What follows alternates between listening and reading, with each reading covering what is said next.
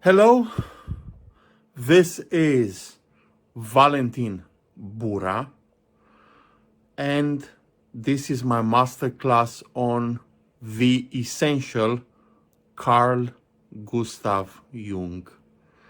Okay, so a friend of mine mentioned to me, a pen pal of mine, she's an online friend. She mentioned to me that she is somewhat fascinated by my stuff.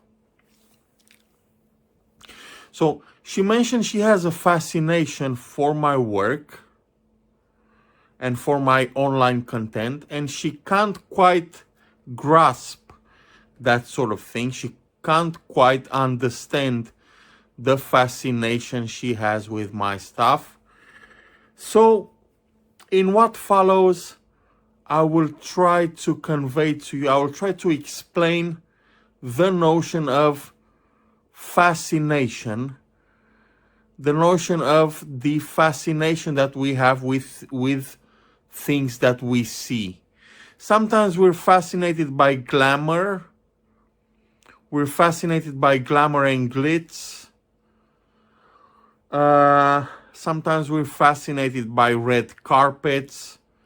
Sometimes we are fascinated by other things. I will try to explain this to you in what follows. So stay tuned. This is highly interesting stuff, and I think it is original. Thank you.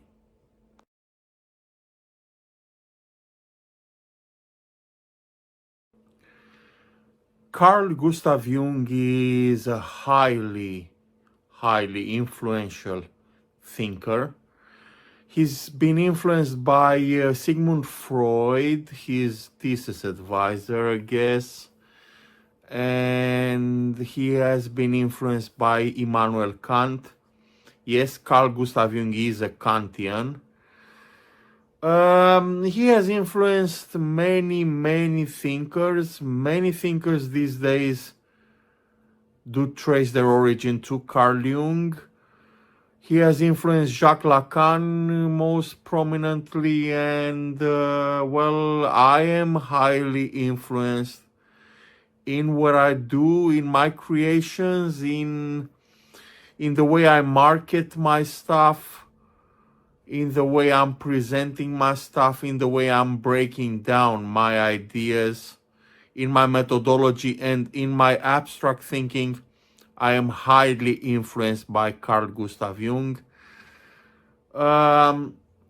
So he's a very important thinker of the 20th century, highly influential, and I highly recommend this content. I highly recommend his stuff. This is the basics. This is the 101 course, I guess. This is the overview of Carl Jung. I highly recommend going in depth into this thinker. Here it is, the table of contents. I'm going to talk to you about the childhood of the human animal. In psychology, it's not appropriate to call a human an animal because a human is a spiritual being, and that pertains a lot to Jungian psychology. Jungian was a believer in in a higher reality.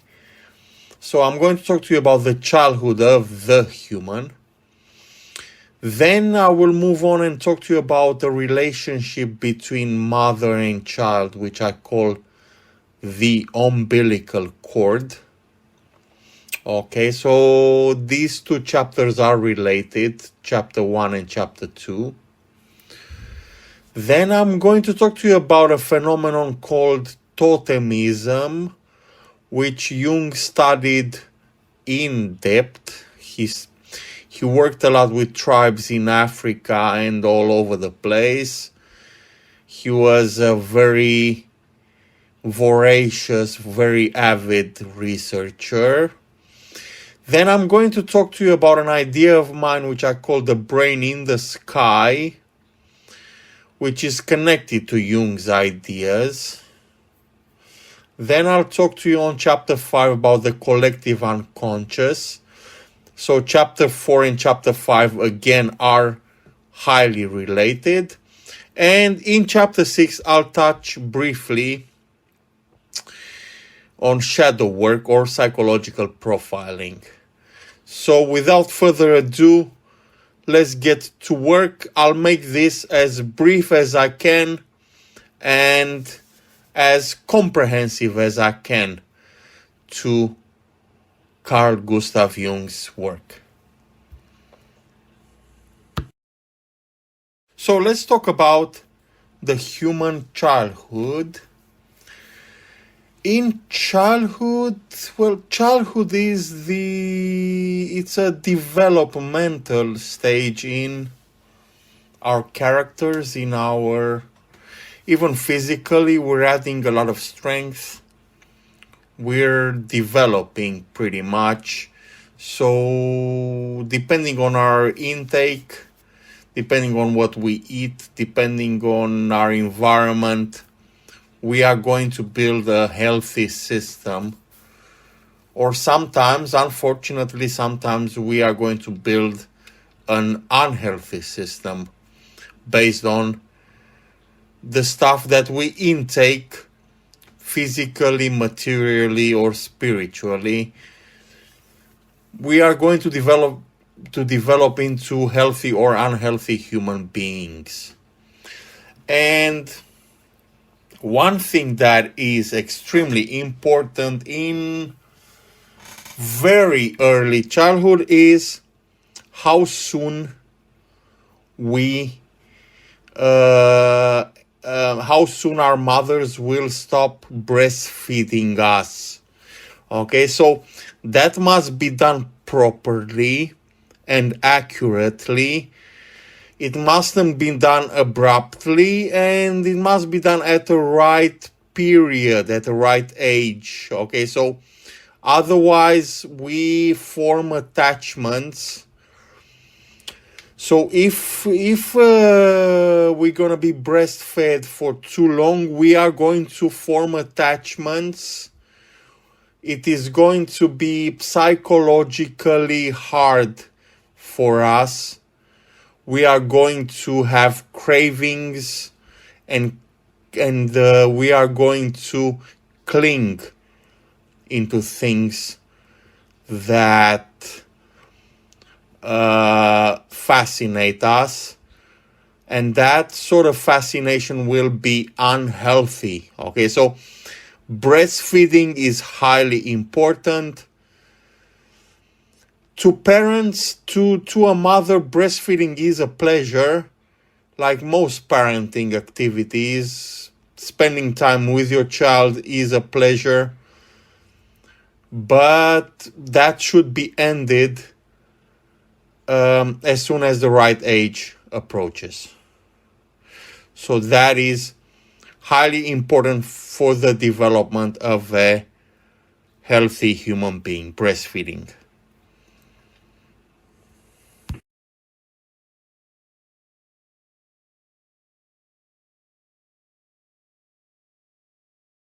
Now let's talk a little bit about the umbilical cord. This is related to the childhood, the previous chapter. It's also related to totemism, which is chapter 3, the next chapter. So the umbilical cord is a relationship. It is a special relationship that mothers have with their offspring. It is an emotional relationship. It is very deep, very emotional, and very real. Okay, so a mother is highly connected to their child, and in the same fashion, females are highly connected to children. Okay, so this is the new kind of stuff that I'm proposing. It is a new idea. that females develop a fascination about an object because children are fascinated by that object. So children may be fascinated by red carpets, famous actors, famous actresses, or cars, or toys, or weapons, or special games. Children may be fascinated. Children are usually fascinated by games.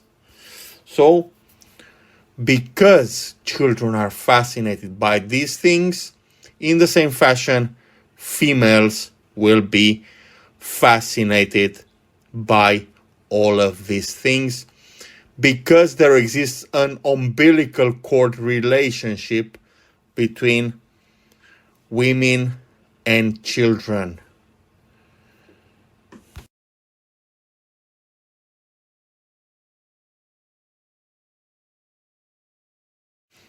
Chapter 3 on totemism.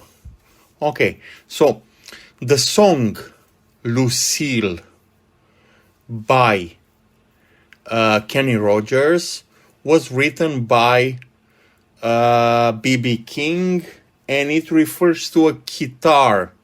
So Lucille, the lady in the song, so it appears that the song is about a romantic attachment. Lucille was a guitar. It was the favorite guitar of B.B. King, okay? So, and he sings about a guitar. The metaphors he's using, which may appear that they refer to erotic speech. Well, the metaphors he's using are all about playing a guitar. All right, so that is totemism. When you're investing an object with emotion, you are projecting emotion on an object, you are investing an object with emotional attachment. That is totemism, and the object in question will gather a special attribute. The object in question will be capable of inspiring other people too, based on the emotion that you have invested in the object. So that is totemism. In Orthodox Christianity, in Catholicism, we're often using totemism towards icons and statues, and it is well known that these icons develop special powers. So that is totemism. That is a well-known practice among native cultures and developed cultures alike. Totemism is a well-known effect.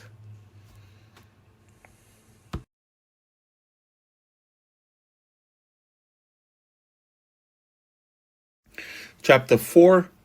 There does exist a brain in the sky. Okay?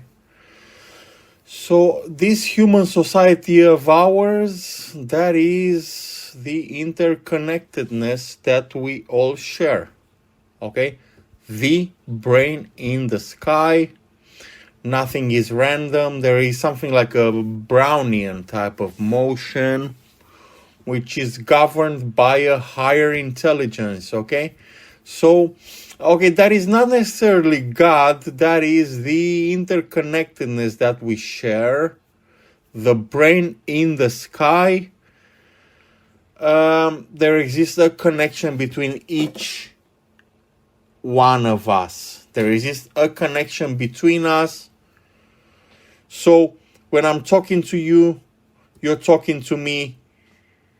We are singing a tune. We are in tune. We are in perfect tune with each other. That is the brain in the sky.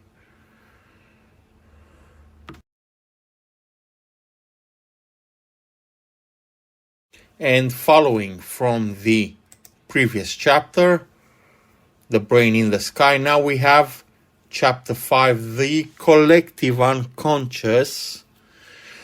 Okay, so there exists knowledge that is collective. At the same time, it is unconscious. It comes in the form of know-how rather than know that. Okay? That information is collective and unconscious. Okay? So, I'm talking to you, you're talking to me. In a way, you are aware of who I am and what I'm trying to say and of my past experiences. The experiences that make me say what I'm going to say. So you are, in a very real sense, you are perfectly aware of these things. Okay? And that is the higher self. And the higher self has to do with your type, with your typology as a human being. And that's connected to yourself and your doppelgangers. That is the higher self. Okay, now we're wrapping things all together. Chapter 6, psychological profiling, also known as shadow work. This is connected to the Freudian component in Jung's philosophy. It has to do with working with a patient, working with a second party. You are analyzing that person. You are trying to identify their main psychological traits. And it has to do with identifying the archetypes. Okay, so this was one component that I haven't covered. I guess the concept of archetype, well, that's pretty basic. It is a symbol. An archetype is a symbol, an abstract symbol that may refer to anything at all. It may refer to anything at all. It doesn't refer to nothing at all. So an archetype isn't nothing. It is always something. That is an archetype. An archetype is an abstract symbol referring to a motif in a person's psychology, okay? It is mind dependent, and its locus, its geometrical locus, if you want, is in a person's psyche. That is an archetype, and that is what psychological profiling is. That is what shadow work entails. Shadow work entails identifying the archetypes that are relevant to a specific person.